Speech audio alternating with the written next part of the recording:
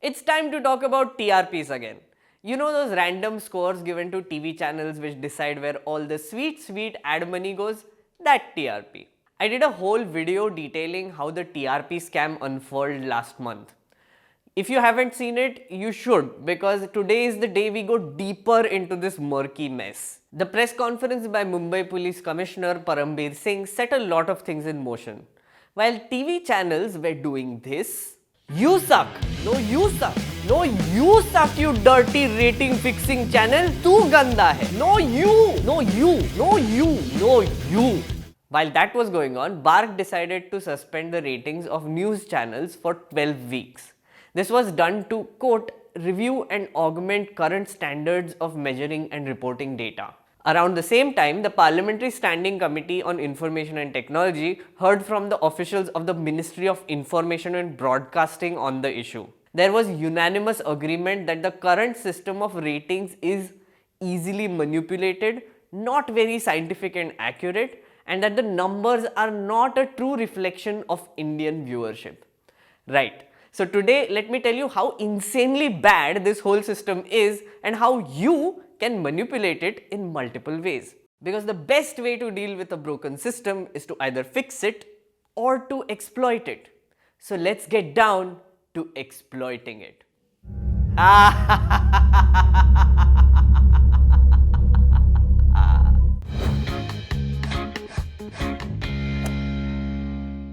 First up, how does this system work? You see, BARC gives contracts to independent organizations to conduct household surveys involving around 44,000 households. They do it through barometers. These barometers record how much time is spent on a particular channel in order to identify which channel is the most watched. So, it seems like BARC is this independent body which honestly takes care of this ratings business, right? Well, wrong. BARC is actually an organization founded by the Indian Society of Advertisers, the Advertising Agencies Association of India, and Indian Broadcasting Foundation. While the first two have 20% representation each on BARC's board, the third one has 60% representation. And the IBF is actually a collection of channels which broadcast their content in the country. This includes both news and non-news. So essentially, the organization which is supposed to tell the channels and advertisers about the viewership of channels is owned by those channels themselves. Which makes sense because those are the stakeholders in this whole gig anyway. Advertisers and channels. You know who isn't a stakeholder though? You. Of course you aren't. You are a money spending body with eyeballs attached to it anyway. You think advertisers are selling products to you using news channels, but actually news channels are selling you as a product to the advertisers. तुम्हारे साथ 4D chess खेल रहे हैं ये लोग basically. More on that later. But the big question we have to ask is this. Has the attempt at getting an independent organization to collect unbiased and secure data on viewership been successful at all? I'm now going to tell you 3 ways in which you can rig the system so that you can exploit it in case you decide to start a TV channel or something. Because hey, those who created this system haven't bothered to fix it yet and have benefited from it. So why can't you do it too, right? Okay, so first, let's talk about watch time. The rating system focuses on collecting data on viewership by measuring the time for which a particular channel is being watched. But instead of counting the watch time in seconds, it is counted in minutes. Let's say you watch Sudhir Chaudhary for 31 seconds, because watching more than 30 seconds of whatever this is an achievement in itself. Anyway, this will now be counted as if you watched the channel for an entire minute. This is called a clock minute. Now, if you watch Sudhir, Arnab, Navika and then Deepak one after the other for 15 seconds each, which is an equal amount of time, Deepak will get the clock minute because Deepak's face on your screen spilled over to an actual 1 minute in real time. But if you stop watching Deepak exactly before the minute ends, then the minute is awarded randomly to any of the 4 reality show hosts you have been watching. So who wins the contest is not so much about how many people are watching a channel, but for how much time a channel is watched, topped by a really random, arbitrary and confusing spillover metric. There is another problem. Bark claims that it can help identify the demographics of viewership. Basically, they can tell whether mom is assaulting her brain by watching the new Kasauti Bahu Nagin ki show, or if dad is filling his head with toxic propaganda fed to him by Karare Chane seller Rahul Shiv Shankar. I guess it's the same thing. You see, the barometers which Bark provides to measure TRPs has a special remote with buttons assigned for each member of the household. These can be pressed when mom, dad or child watches television, and they can be pressed again when they stop. This is supposed to help advertisers place ads in particular channels depending on who is watching it. Matlab, a Kinder Joy ad will show up during Chhota Bheem rather than during an intense debate demonizing Muslims for spreading coronavirus. However, the guarantee of all the 44,000 households following this system of button pressing all the time is kind of optimistic, no?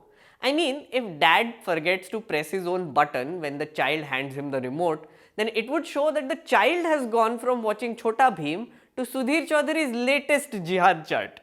Then does that mean a Kinder Joy ad will show up in the middle of jihad chart? Kind of bizarre to think that Indian viewers are that disciplined and discerning about what they watch, no? And about how they press the buttons. I mean, Republic Bharat has been topping the charts. So lower your expectations, please. Okay, now second, let's talk about landing channels. If you have a DTH service like a Tata Sky or a Dish TV, the moment you switch on your set-top box, you will get an annoying channel number 100. That's where they tell you about all the wonderfully nice offers from the company. That is your landing channel.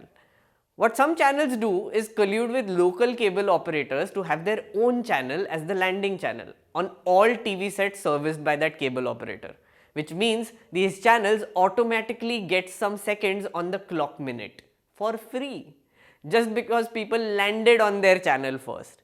Here is a little taste of what it looks like.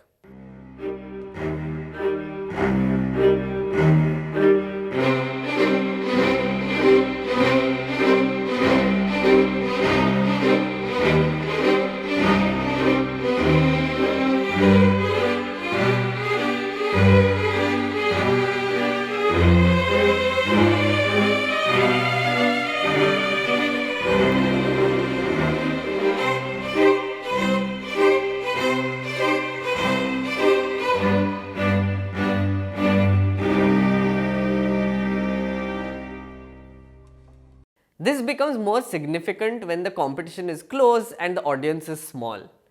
Channels fighting tooth and nail for each clock minute can employ this fun little trick.